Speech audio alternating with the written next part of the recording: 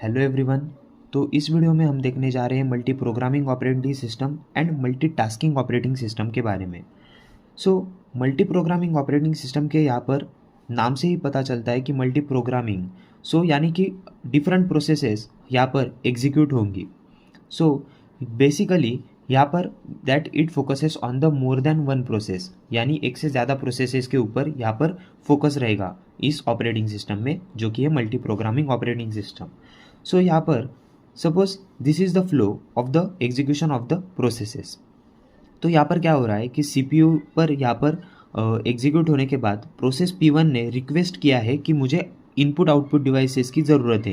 It has requested for the input output, और P1 process यहाँ पर इनपुट आउटपुट को जब तक यहाँ पर यूटिलाइज नहीं करती तब तक वो प्रोसेस आगे यहाँ पर नहीं बढ़ेगी।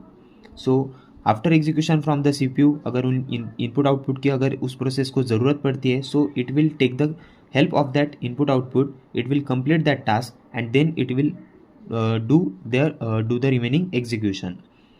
Similarly जो कि फिर P2 प्रोसेस आएगी, फिर वो सारा execution input output device request वगैरह सारा यूटिलाइज करेगी, देन P3 एंड P4।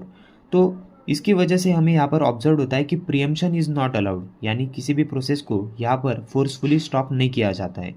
लेकिन अगर हम मल्टीटास्किंग ऑपरेटिंग सिस्टम में देखें, मल्टीटास्किंग ऑपरेटिंग सिस्टम में preemption that is the forcefully stopping of P1 and start other P2, यानी P1 प्रोसेस उसका एग्जीक्यूशन होने के बाद CPU का, सपोज P2 को अगर यहाँ पर CPU की ज़रूरत है, P1 को यहाँ पर रोक के P2 को यहाँ पर एग्जीक्यूट किया जाएगा। देन सिमिलरली P2 को रोक के P3 को यहाँ पर एग्जीक्यूट किया जाएगा। यहाँ पर हमें दिखाई देता है कि preemption is allowed in the multitasking operating system. लेकिन मल्टी प्रोग्रामिंग ऑपरेटिंग सिस्टम में प्रीएम्पशन इज़ नॉट अलाउड, यानी प्रोसेस P1 पूरी एग्जीक्यूट होगी, then P2, then P3 and then P4। लेकिन यहाँ पर P1 एग्जीक्यूट हो जाने के बाद हम suppose P1 is taking too much time, P1 को हमें यहाँ पर हम प्रीएम्प्ट कर सकते, रुका सकते, and then P2 will proceed and then P3.